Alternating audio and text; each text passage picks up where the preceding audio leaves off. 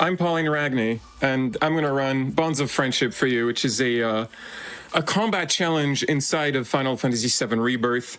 10 rounds, 10 bosses and mini-bosses. You are intended to do this challenge as a team of Zack and Cloud. We're not taking Cloud, we're doing Zack alone. Bonds of Friendship, how about Zack? Just Zack. You can start time in 3, 2, 1, go.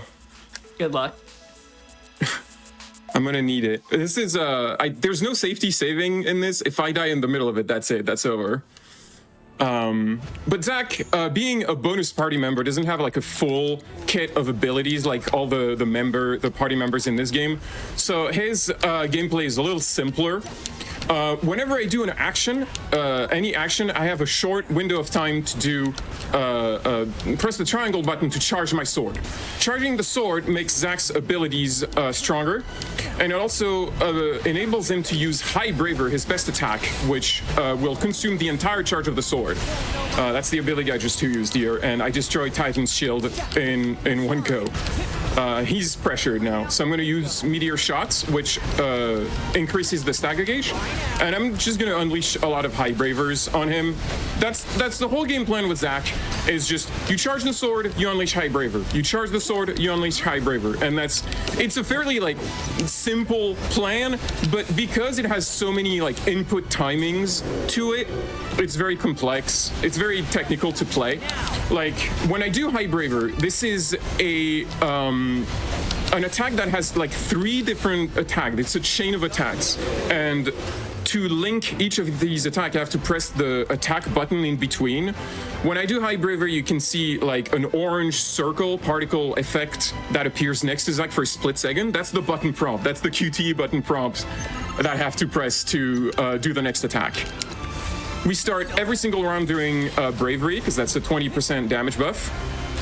And then for the Yuequat, I will just increase my ATB and wait for it to go supercharge. Because when it goes supercharged, that's when it's pressured, and that's when I can increase the stagger gauge. Nice move. There we go. Cat. I'm going to throw a Blizzard spell. Blizzard is the element that builds the most stagger out of all the magic elements.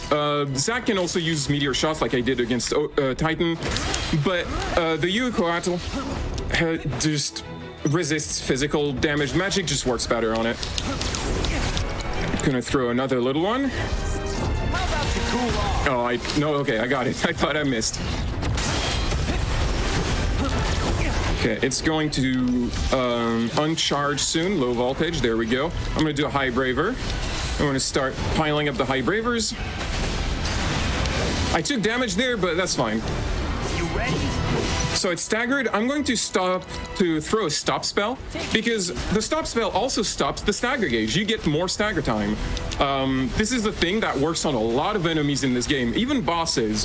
When I see people play this game, I see them often ignoring status effects, because in older Final Fantasies, a lot of them were just useless. In this game, they're really useful.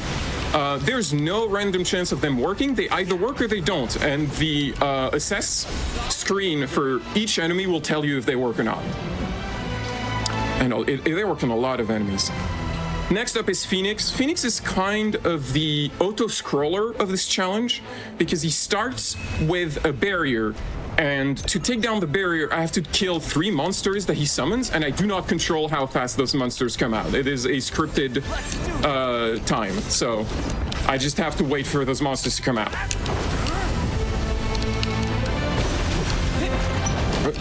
Just gonna throw a tiny fireball. No, I targeted Phoenix.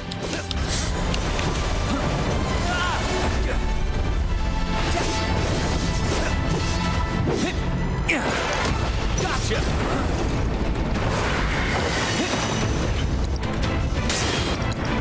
Let's target the correct thing this time.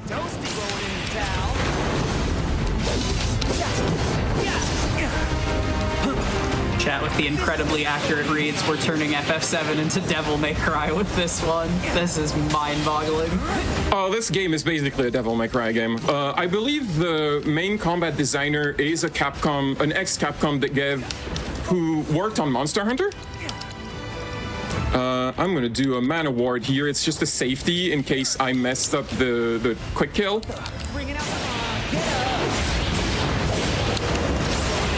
Well, my health is already low, so it's just not great for this. Anyway, Phoenix is pressured now that the barrier is down, and I'm going to try to pressure it, to stagger it.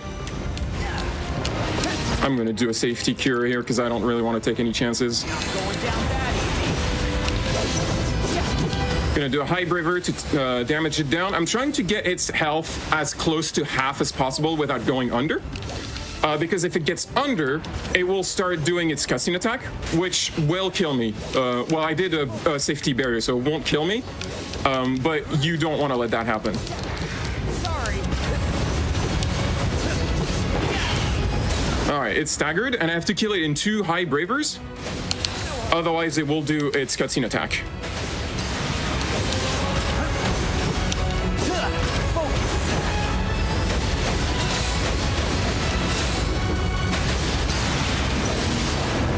Come on. Okay. Nice. When that appears, you have like 2 seconds to finish him off. It goes out really fast. Got a little dicey there because I messed up at the start. Next up is the Brineborn Demon. He's very aggressive, so what I do is I block the first attack and then I immediately cast Stop. Because it allows me to like prepare myself, cast my Bravery spell, and then queue up a high braver.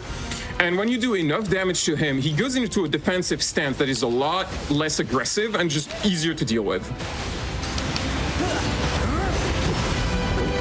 So now he throws out spells that are... I took that one in the face.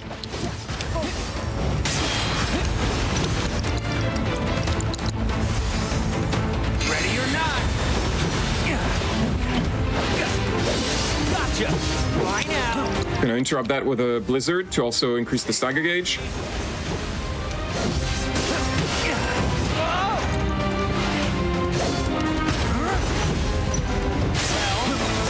Okay, staggered. Being difficult today.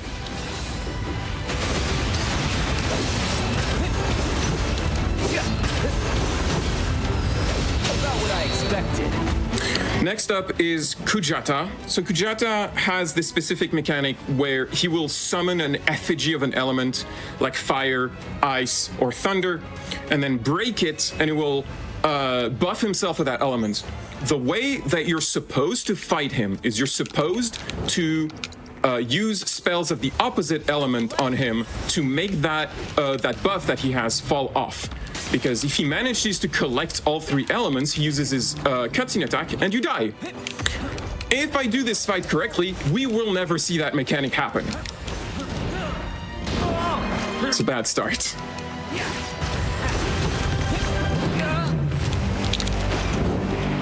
So he's summoning an element, and I'm gonna do High Braver.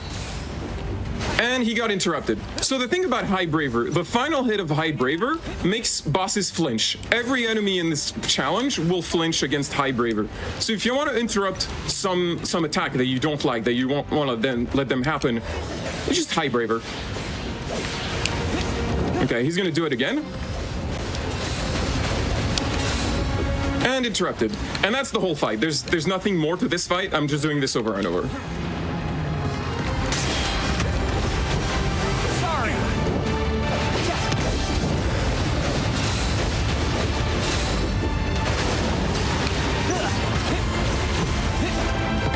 God, you got me just like following along on the edge of my seat here.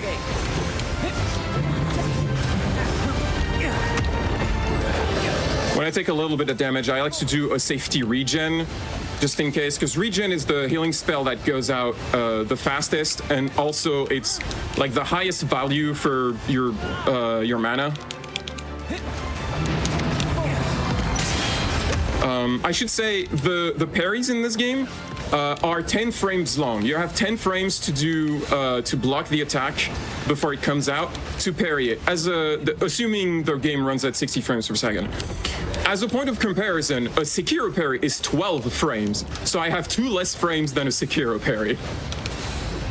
There is a materia that increases that parry window to 14 frames, Unfortunately, Zack, you cannot change his equipment. The game does not allow you, so you can't put that materia on him.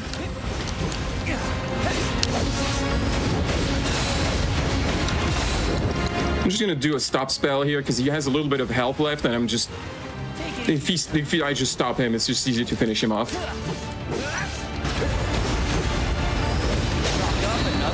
Nice.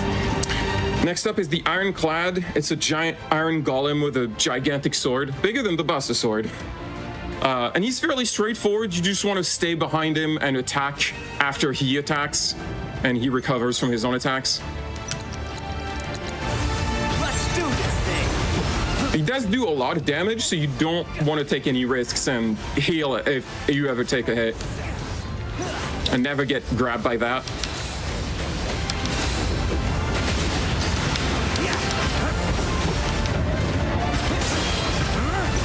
Parry the backhand. The backhand is his favorite attack. The backhand is his favorite attack when you're behind him, but sometimes he doesn't do it. He'll just really try to smack you with his sword.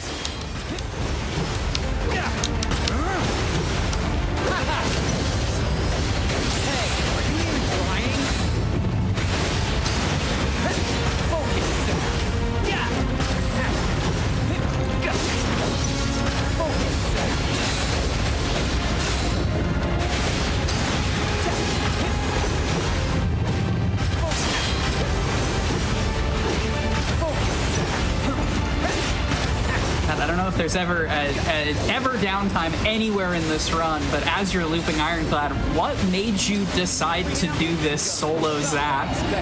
It just seemed like a fun challenge. One big thing is that I think when a lot of people do this challenge, they just do it with Cloud and they use Zack as like a healing bot, because Zack is kind of hard to pick up, and this is the only part of the game where you really like get some time to actually learn how to use him. In like all the mandatory story parts, there's not a lot of them, and it's just really quick, and you don't get a lot of time to just play him. I have to be careful here because there's this laser attack and another attack that Alexander does that can really kill me in one shot if I let them, like the Earth Tremor. So I have to be really careful with those. If Alexander combos the Earth Tremor with the lasers, he can one-shot you, because the Earth Tremor will send you flying backwards very far, and the animation is so long that you don't have time to recover in time, and the lasers get you. So I destroyed both arms. He is pressured now, and I'm going to start dealing the damage and doing the meteor shots for the pressure. We're quickly going to... Oops, laser.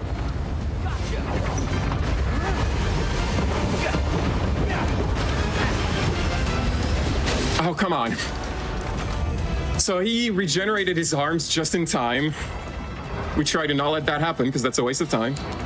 Now I have to destroy the arms again. That is unfortunate. Also, the geometry, you can kind of get stuck in him, and then you just... the camera gets very confused. Okay. He's doing light pillars, which normally I wouldn't. We should not be seeing this. This is really just what happens when he has time to regenerate his arms. Alexander can go really, really fast, and this is just really unfortunate that this happened. But just one more one braver and we're good.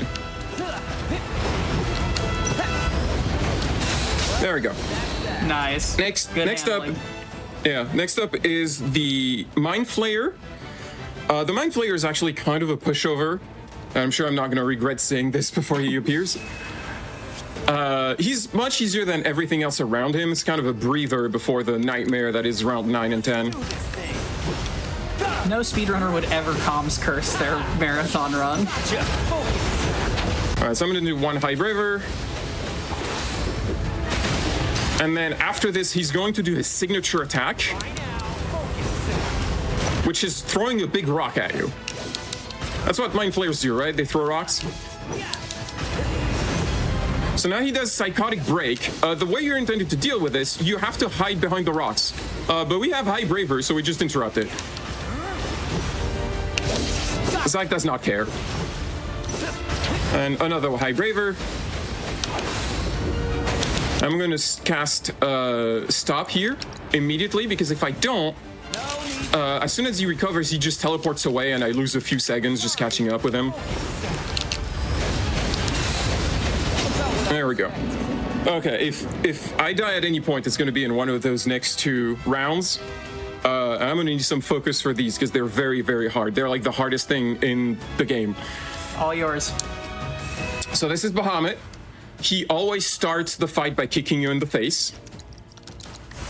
Time to let loose. And then the attacks come, each one in a random order. And I have to watch out what he does to like know what I can do. Like after thrust to spin is safe to attack him in the air. The Crush Grape will just whiff while I do this. Nova Bomb, I have to get away.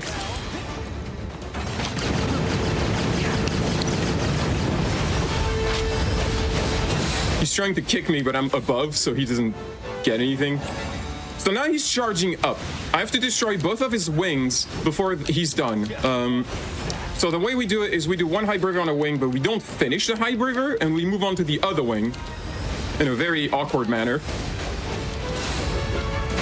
You'll notice too that Bahamut leaves orbs on the ground, and if you touch one of those orbs, it attaches a bomb on you. I have a bomb on me right now, which will explode eventually. There's not really much I can do about that. I kind of just have to hope that it doesn't happen just before he does an attack. One thing you can do, there's one thing you can do. You can do a High Braver just before the bomb explodes, because during High Braver, you have enough poise to just not care about the bombs. Like, the bomb doesn't do that much damage. The problem is just, like, the flinching that it does to you. And it just gives Bahamut an opening to do an attack on you.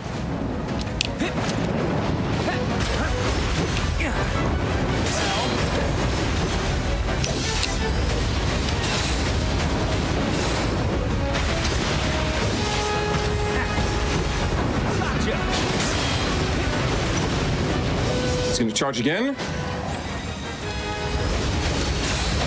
Destroy one wing. I'm going to have time. There we go. Okay. You don't want to let them charge completely more than 3 times, because if you do that, he gets his cutscene attack and he kills you. So this is a bit of a DPS check, as well as just making sure you do the mechanic properly. Okay, so that was Bahamut. That was fairly smooth as far as Bahamut goes. Next up is Odin, and oh boy, he's a nightmare. So Odin has 2 mechanics that make him really hard. The first one is that he has a mood. His mood goes up and down. If you deal damage to him or target him with ATB abilities, his mood goes up. He gets excited because you're putting up a fight, and he wants to be excited. If he gets all the way excited, he gets pressured, and then you can stagger him. If you take damage from him, his mood goes down because you're not playing good, and he just gets bored of you. If he gets too bored of you, he does his cutscene attack, Zantetsuken, and you just die. There's nothing you can do about that, you just die. So you have to keep the pressure up against Odin. I'm gonna do haste on me, the only time I do that.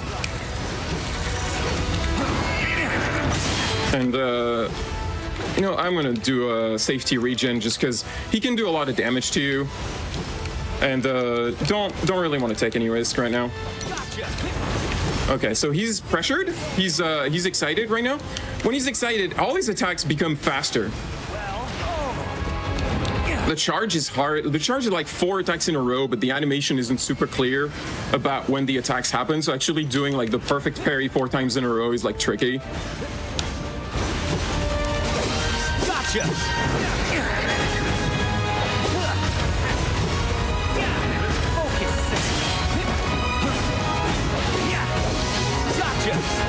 Alright, I'm trying to stagger him in the middle of a High Braver because there's not enough time for 2 High Bravers, and the final hit is the one that does the most damage.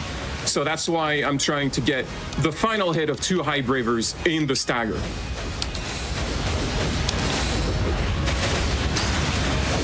Gotcha. So now he's going to cut the arena in 2. I'm going to do a safety barrier because, again, he does a lot of damage. And his final phase, if I mess up, he can kill me from full health to 0. And I would rather not let that happen. You have to be on the side of the arena that doesn't kill you, and where he lands is random, so if he lands on the wrong side, I just kind of have to wait for him.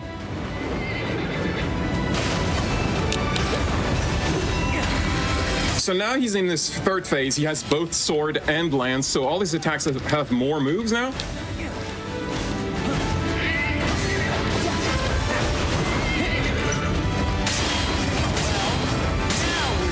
Actually did that correctly this time. Nice. There we go. And he throws his lance as one last hit after this, just to really get you. No.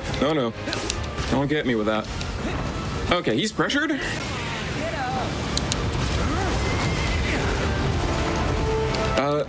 Okay, that's tricky to dodge. That might have gotten me. I didn't explain his other mechanic. Anyway, he's casting stop on me, and the only way to avoid it is to use your limit break, because during a limit break, you are immune to all status effects and to all damage. And now he's staggered. It's going to be time at the end of this High Braver.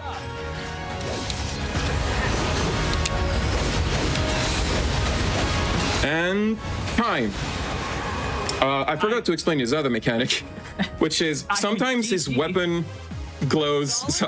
Sometimes his weapon glows red, and if he hits you with that, he puts shackles on you. And when you have the shackles, if you try to target an ATB ability at him, he dodges it with iframes and counterattacks with an attack you cannot dodge and cannot block. And so all of this, even if you perfect block them, he does this. So you have to avoid those. And that's the whole run. That's it. There we go. I mean, unreal. Absolutely. What did you say your PB was this? I know I can see an in-game time, so it's not. I can. If I back out, it'll tell me which one it was. It was 13.3, I think. 13.03. Wow, that a super impressive run and a sub 21 RTA. Unreal. I think chat has it as always best. She's making this look easy. I would be a smear on the floor.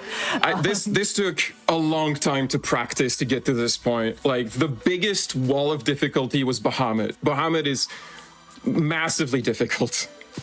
I can only imagine. Polly, do you have any shout outs, or else where can the people find you on the internet? You can find me on Pauline Ragni. I stream a lot of games that I like showing off to people. I try to show game off that I've played before, and I don't do that many blind runs. I don't know, shout out to Voxandra, who has the same birthday as me. It was like last week. Hey, happy birthday, belatedly. Yeah, that was masterful. That was wonderfully technical. We are going to keep the good vibes going. We're going to take a short break here, and when we come back, we're going to turn things for the more horror-minded folks. When we come back from the break, it is Resident Evil 2 Remake. I hope to catch you there. See you in a few, chat.